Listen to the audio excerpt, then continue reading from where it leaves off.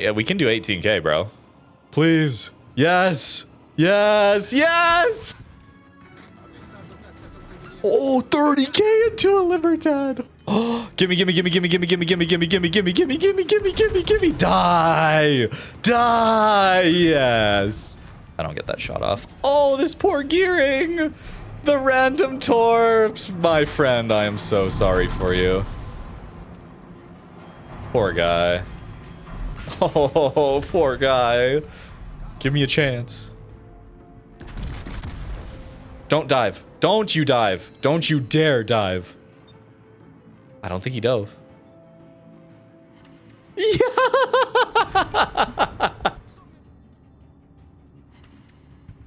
Oh, yes, sir. Okay, they're just gifting.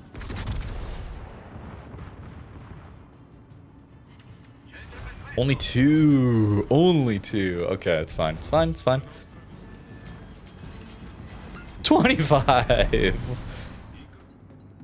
No, you gotta accelerate, bro. Oh, no. Oh, no. Hey, guys. Welcome back to World of Warships and the nerfed Colombo. It's unplayable now, as you can probably tell. They have decided to nerf the legendary mod, finally. So what have they done? Let me just read to you their reasoning here.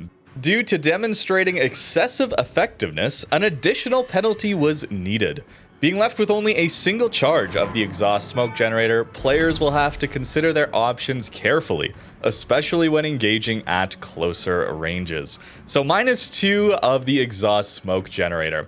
Pretty big penalty for all those backline sap spamming Colombos when we have a 17.5 kilometer shot into a Libertad. That 6% improved dispersion is going to make a massive difference to our consistency. That is indeed 30K. And Libertad is one of the tankier ships in the game. I think it's fair to say that ship is still incredibly strong. What happens when we're fighting a more vanilla ship? If you decide to bring out your old Montana or something like that? Oh no. The real broken part about Colombo, of course, everybody knows it. It's the sap shells, right? This improved dispersion means that the most busted ammo type in the game is now allowed to hit much more consistently. The balancing factor for released Colombo was that it was a shotgun. At range, you just could not guarantee these kinds of salvos. With the legendary mod, as well as, we have to remember, they buffed Colombo a couple months before the initial release of that legendary mod. They buffed the Sigma up, and then a couple months later released a dispersion buff legendary mod. Not a lot of time in between those changes to actually go over how that Sigma buff impacted Colombo, and I believe that might be why this ship has been overperforming for so long. So yes, it is a nerf, technically. I do think that old legendary mod was better. Having 3 smokes is just better than having 1 smoke. But is it changing the course of the battle? Is it going to make Colombo legendary mod more engaging to fight against? No, absolutely not. If anything, it's going to result in Colombo sitting further back, being even more annoying, spamming sap from even farther away. Which is kind of sad for someone like me, who enjoys the closer range brawling element to this game. Lining up against an enemy Colombo who is just camping at the back is really quite demoralizing, knowing that 10 to 30k sap salvos coming in every 35 seconds or so, and even angling really isn't going to change that damage output. It's quite frustrating to deal with. And I'm especially sad that it now means that, again, they're going to be playing further back. -2 smoke generator charges only serves to nerf the more fun element of the game, in my opinion, which is this ability to play up close. Notice how much I'm going to be playing bow in this video. I do need to call this out early because it's just in basically every clip. We're trying to play bow on because Colombo has ridiculous firing angles forward, like 22-degree firing angles forward at all ranges, unlike Sicilia, which at 6 kilometers for some reason goes to 50-degree firing angles. I don't understand that balance decision because that one should be better at brawling, but no.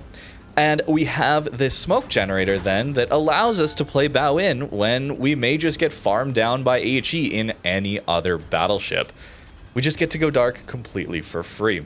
Of course, we do have to keep an eye on our 20-second shot timer, but I'm going to be playing bow in a lot of the time, especially when I have a smoke available to me. It is completely free because, again, we can just smoke up and turn away without taking any damage at all.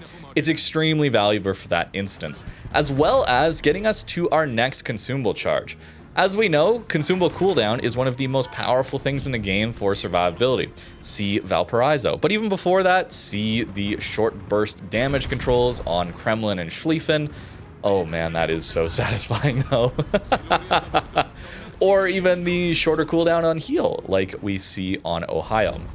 But these smokes act in a similar way, allowing you to not take damage for close to a minute because you're just chilling in your smoke screen. I will say, with all these submarine dev strikes, this is the one redeeming factor of SAP, in my opinion. I really don't like the consistency here. Being able to pen at almost any angle with AP alpha damage is absolutely wild to me against surface ships.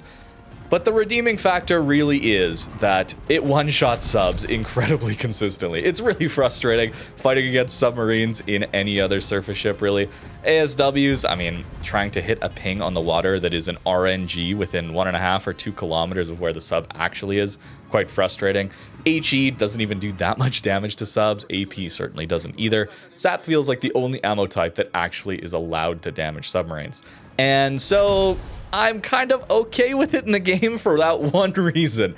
Everything else about it, I wish SAP was not here. But for that reason, I am okay. Anyways, moving on to our next battle. We're able to push in towards these islands, and it's a very risky gap to cross. And we have a smoke screen available. I think Wargaming could have gotten rid of the smokes entirely from this legendary mod, to be completely honest with you, and it would still be incredible to run. It allows me to more comfortably play aggressive early on, which I like a lot. But if their goal is to just retain the dispersion and reload buff while nerfing the ship, they could easily just remove the smokes entirely, because the ship is one of the tankiest when angled. You have the best firing angles forward alongside a small superstructure, a lot of HP, some of the best upper belt and deck armor as well. Concealment's not even that bad at 14 kilometers. It's very tanky for a tier 10 battleship. It's certainly no GK with its superstructure. It's surprising to me then that they still let it keep this one single smoke generator. I suppose the reason there could be they want to keep the gimmick of the line, the flavor, right? Having these exhaust smoke generators alongside the sap shells. But it really doesn't need it. Honestly, they could remove the reload buff. 6% dispersion is incredible. Think about this. Yamato has to deal with a massive penalty to its turret traverse alongside getting that dispersion buff. Here, you get dispersion and reload at the same time at the cost of 2 smokes. But compared to every other battleship at tier 10, outside of Sicilia, you do have a smoke screen still. It's a huge, huge bonus for something like Colombo, and I still think everybody is just going to run this module. Anybody who has been playing Colombo more than likely saw this change, laughed, and said, there's no way I'm not running it anyway. I know I certainly felt that way, and after playing it, yeah, I'm still obviously going to be running it. I do wish, though, the nerf had been a little bit more targeted, okay? The sap is the reason that this buff is so difficult to fight against. The AP here is actually quite solid. You wouldn't know it from playing against Colombos because they almost never shoot armor piercing, but the AP here is actually quite incredible. 16 381mm AP shells means that you can dev strike a lot of ships in the game. Even if you're not getting citadels into upper belts of battleships, that kind of thing at range, it's still doing massive. Look at the damage here. We hit 4 shells there. We had 12 more shells to go on that Brisbane, but it didn't matter. The AP here is wonderful. Alongside these firing angles and the smokes, makes for a really fun mid-range brawler. But we never play it that way because the sap is so good. So Wargaming, why not, instead of nerfing these smokes here, maybe nerf the alpha damage on the sap? Look at something like the Victoria and its burst mode. You have to deal with a penalty to your alpha damage. They realized that bursting out 2 battleship salvos, one after another, ups your consistency by quite a lot, and maybe deserves a penalty to the alpha damage of each individual shell. I'd argue that this bonus 6% better dispersion buffs your consistency by quite a lot.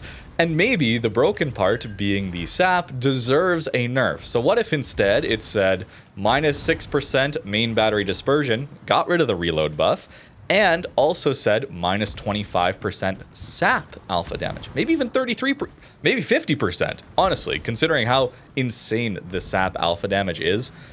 But no, that is not what they went with, unfortunately. So I do think we're still going to see plenty of Colombos, and it's still going to be just as frustrating to deal with. They may die a little bit more often in the stats on average, but I also think we're probably going to see them play just a little further back too, which I am a little bit disappointed in.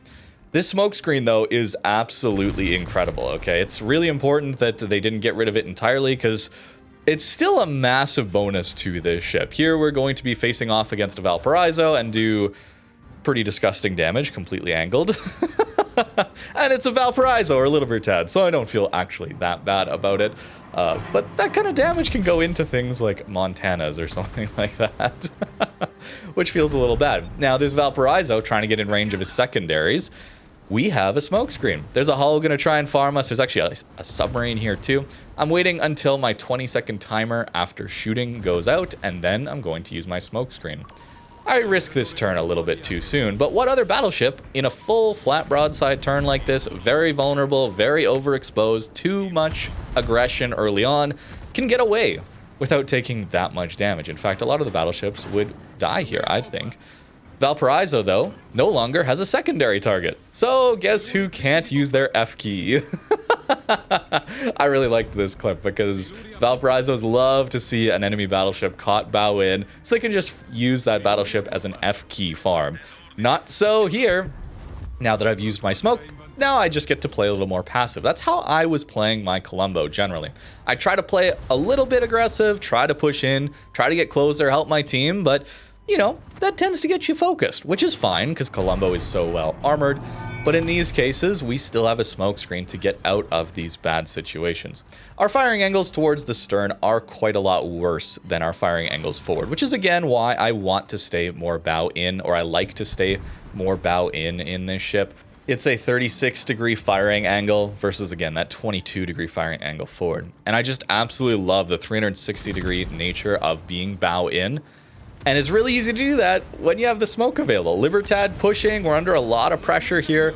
And certainly there is a sub right in front of us too, which is quite scary. Not a position you want to be in as a battleship. Again though, we have a smoke screen. So in 4 seconds, if I'm feeling a little threatened here, we may as well just use our smoke, turn away for free, and be completely fine. It is a very powerful tool. So nerfing it from 3 of these down to 1 does make a big difference. But I often find that just 1 is often enough, if that even.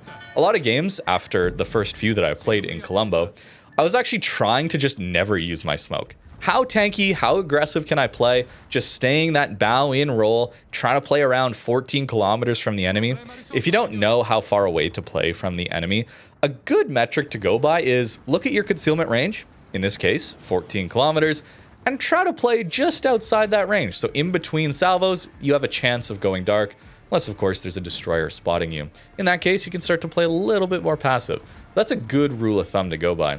And it worked out. A lot of my games were just fine in that regard. Didn't even need the smoke, but I have to showcase that it is still very powerful.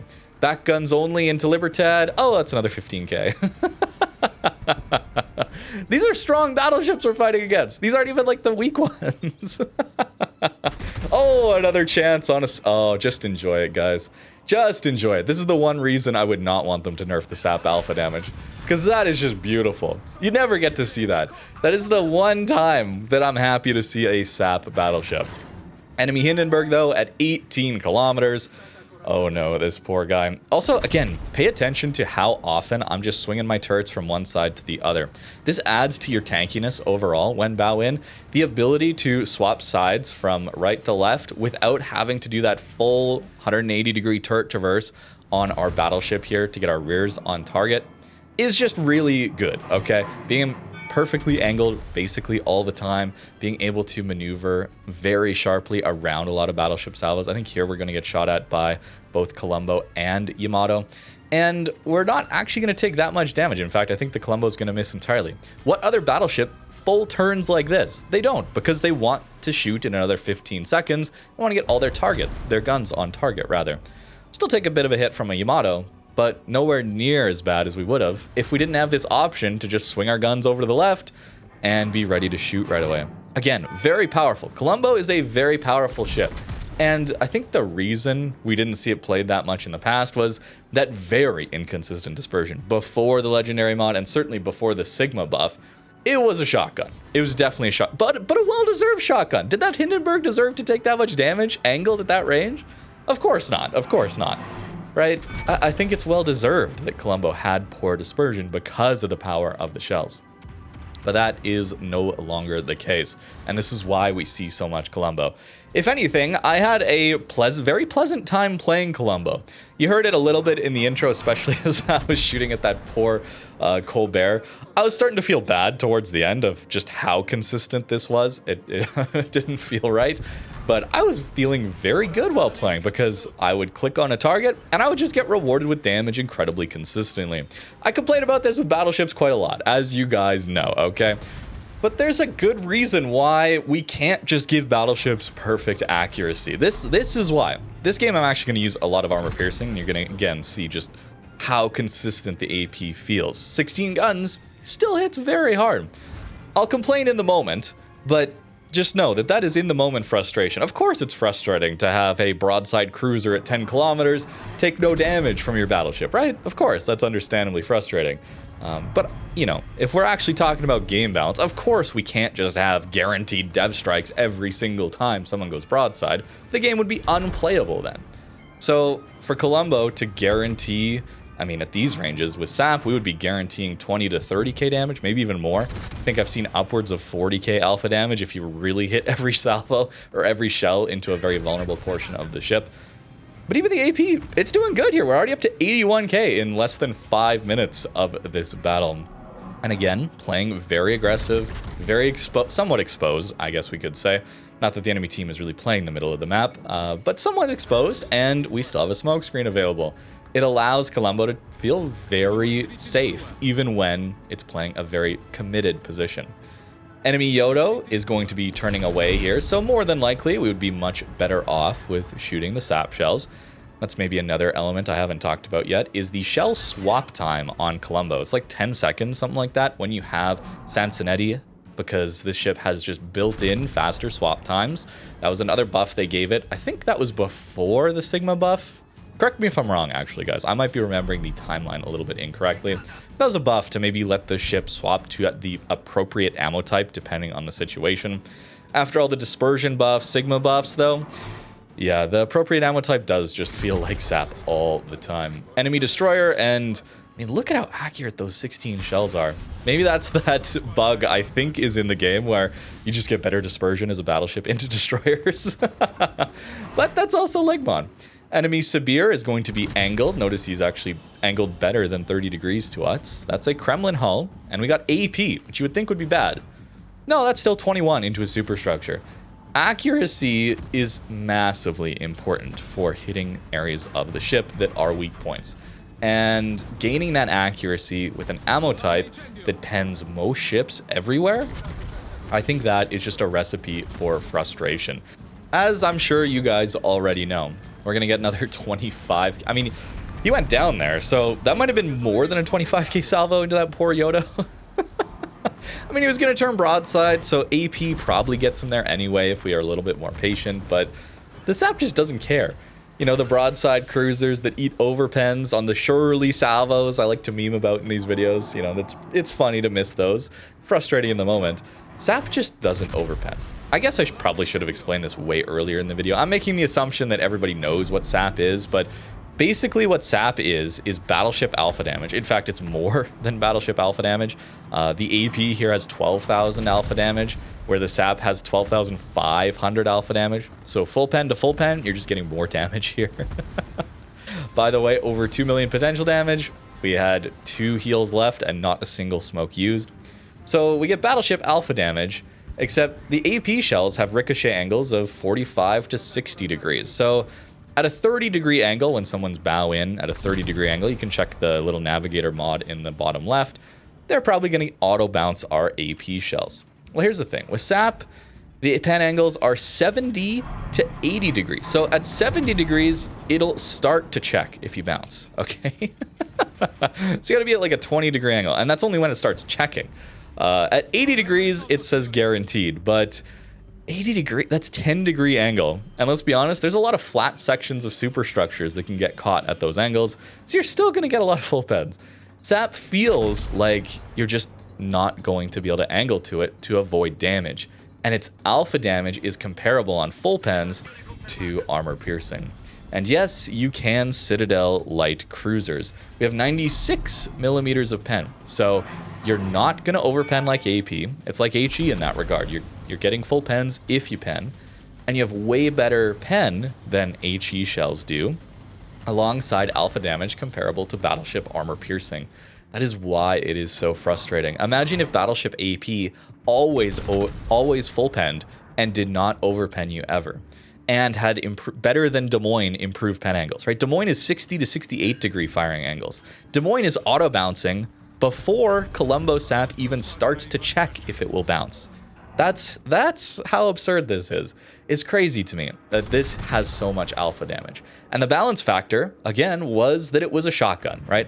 This was maybe considered an accurate salvo back in the day because you still got a lot of damage.